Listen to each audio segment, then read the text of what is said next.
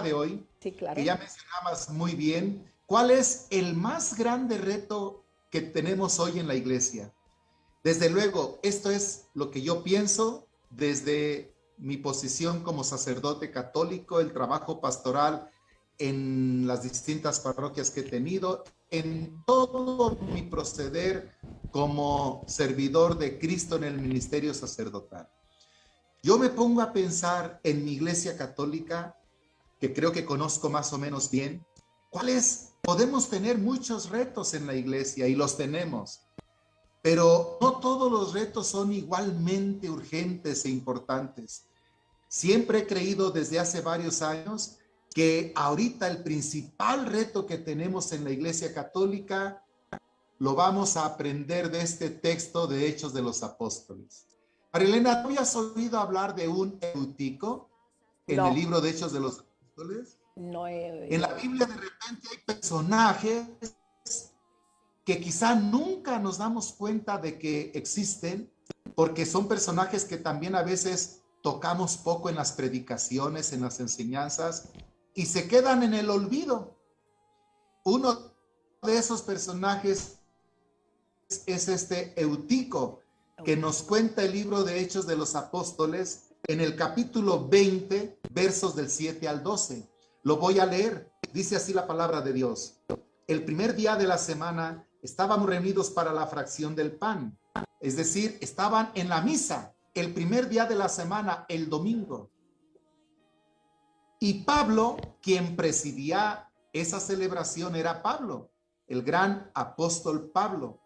Y Pablo, que debía irse al día siguiente, comenzó a conversar con ellos, una especie de homilía, de sermón, a platicar con ellos. Pero su discurso se alargó hasta la medianoche. Desde entonces las celebraciones pueden ser largas.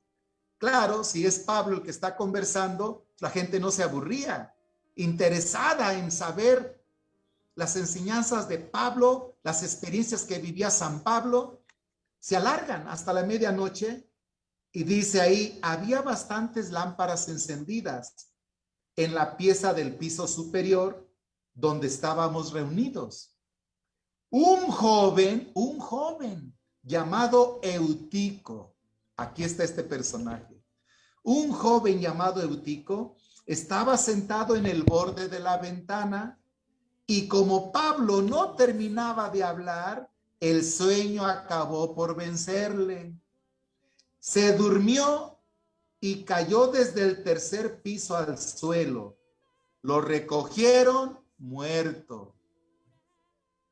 Pablo entonces bajó, se inclinó sobre él y después de tomarlo en sus brazos dijo, no se alarmen, pues su alma está en él.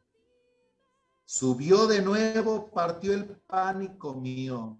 Luego siguió conversando con ellos hasta el amanecer y se fue. En cuanto al joven, lo trajeron vivo, lo que fue para todos un gran consuelo. Palabra de Dios.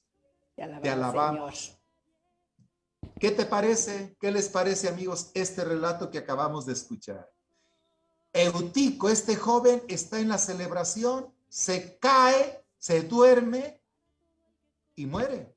Gracias a Dios estaba Pablo que le devuelve la vida. La pregunta que yo haría a todos ustedes es, ¿por qué se murió este joven? Por dormir.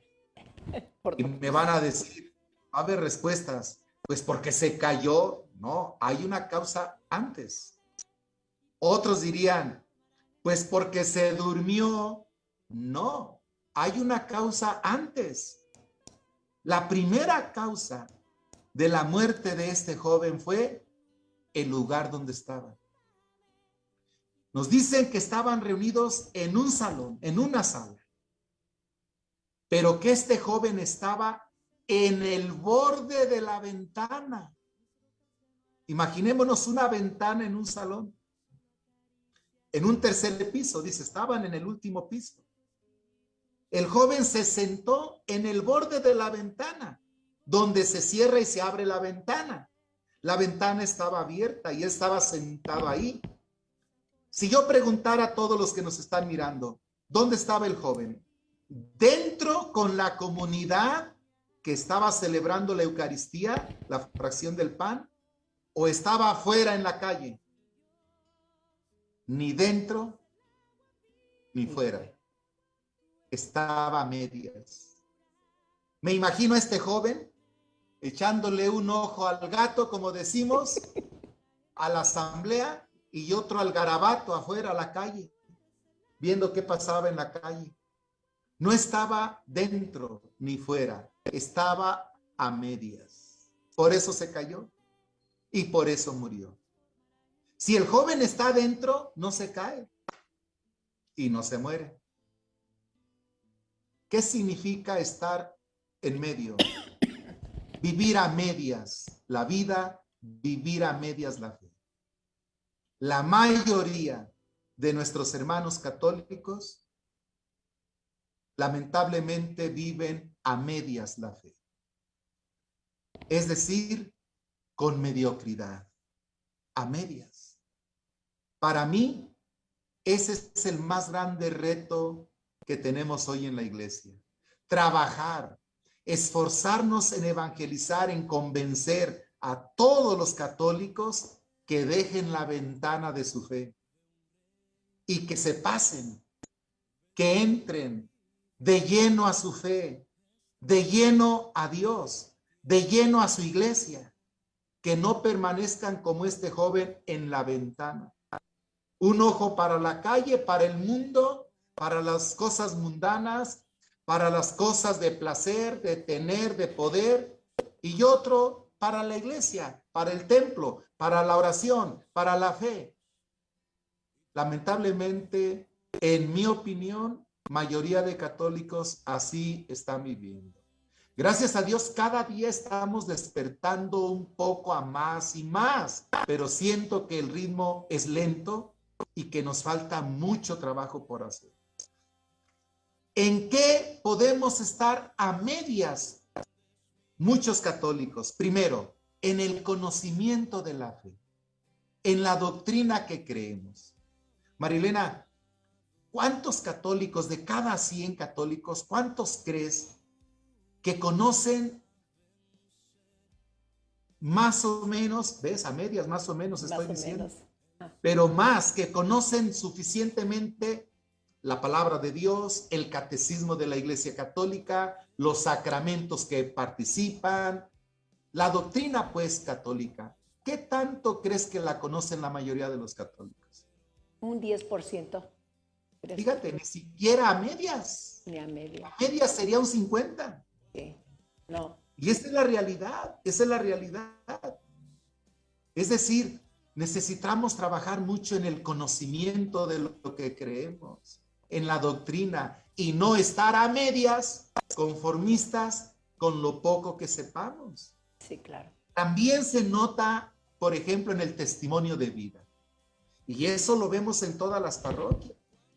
En todas las parroquias, las críticas, el rechazo de mucha gente porque se dan cuenta que X, fulano, sutano, mangano es líder, es pastor, es servidor, pero en su familia, su testimonio, en su trabajo, su testimonio, en las tratadas que hace, su testimonio.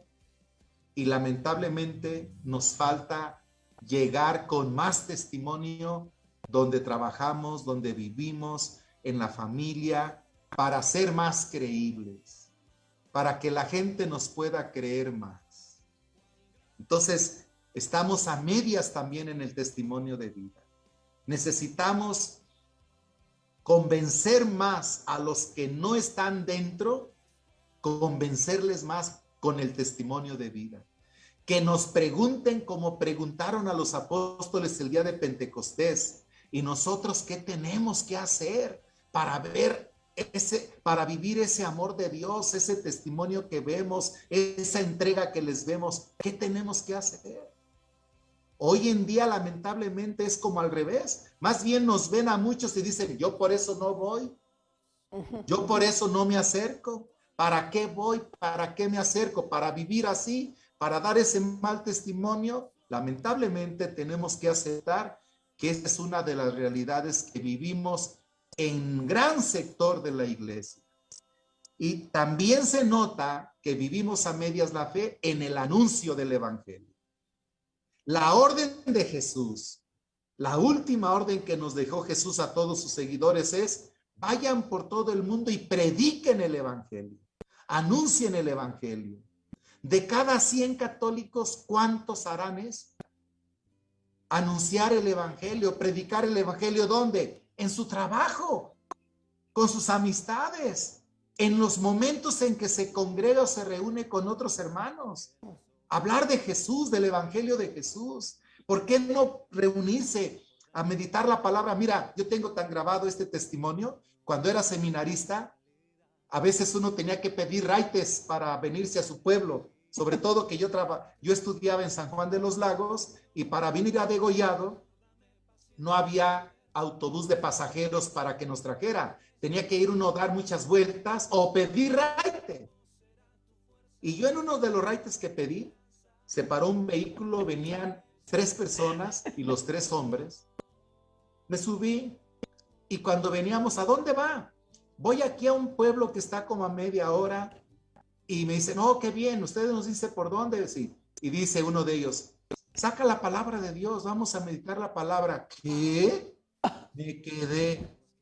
Sí, ¿usted cree en la palabra de Dios? Ellos no sabían que yo era seminarista. Dije, claro que creo. Dice, les dije, estoy en el seminario. Oh, qué bien, qué bien. Vamos a ver qué nos dice Dios en su palabra. Uno de ellos lee el texto, medita la palabra, comparten lo que cada uno aprende de la palabra. Y me preguntan, ¿a usted qué le dice la palabra? Yo di mi aportación y empezamos a hablar de Dios. Pero ellos eran protestantes, eran hermanos separados. Pero mira qué testimonio.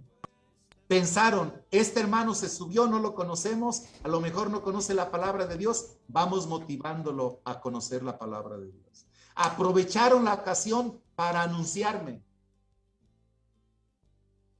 No se me olvide ese testimonio. Qué hermoso testimonio. Necesitamos anunciar más el evangelio, nosotros los católicos. Sí. Necesitamos que los que estamos metidos en la iglesia, nosotros los pastores, no desaprovechemos la ocasión de anunciar el evangelio de Jesús. En cualquier situación que vivamos, en cualquier momento, más cuando se tratan de situaciones difíciles, dolorosas que viven personas, familias, llegar con el evangelio de Jesús y hablarles cómo la palabra de Dios cambió nuestras vidas. Bendito sea Dios. Siempre que tengo la oportunidad de encontrarme, no hay persona que se acerque a mí y que no le motive a leer el evangelio, que no le motive a conocer a Jesús, que no le motive y le digo, mira, el evangelio de Jesús a mí cambió mi vida. Hay que empezar por decirles la eficacia que tiene la palabra de Dios en la vida de uno. Entonces, te invito a que conozcas la palabra de Dios, te invito a que conozcas a Jesús, anunciar, necesitamos anunciar más. Entonces, 3 cosas nos indican que estamos a medias. El conocimiento de la doctrina, sabemos poco la doctrina que creemos.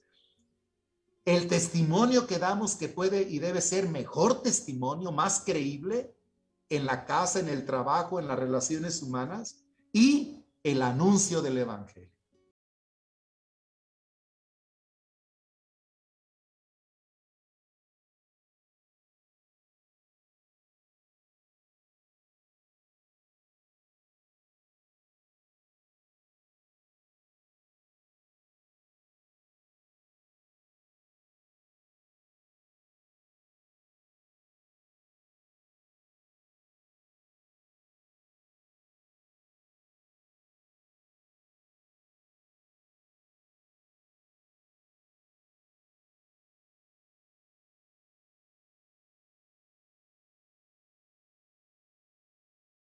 Y la segunda cosa que hizo que Eutico muriera es no formaba parte de la comunidad que estaban con Pablo.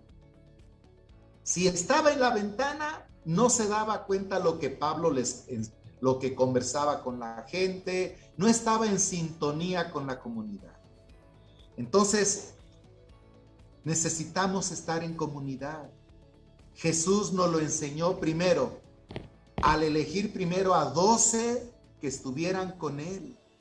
Y cuando nos dice en el Evangelio de San Mateo, donde dos o tres se reúnen en mi nombre, la invitación de Jesús siempre es seguirle en comunidad. Por eso están reunidos, pero este joven Eutico no está en la comunidad. Estaba en la ventana, en el borde de la ventana, echando ojo afuera. No estaba en sintonía con la comunidad. Importante que tengamos sintonía en la comunidad, pero esta es una invitación a todos los grupos parroquiales, a todos los movimientos, a todos los que forman comunidad en el seguimiento de Jesús, en una parroquia o más allá de la parroquia. Una comunidad cristiana, un grupo cristiano debe ofrecer estas 4 cosas para que tenga integrantes, para que tenga miembros activos, prendidos. Primero, el grupo, la comunidad debe ser motivación para seguir a Cristo. Motivación para seguir a Cristo, no motivación para seguir al líder. No motivación para seguir la estructura del grupo, no motivación para seguir los fines del grupo, motivación para seguir a Cristo. Y se entiende que todo lo que el grupo realice lo hace motivado por Cristo y lo hace para ganar seguidores de Cristo. Así es.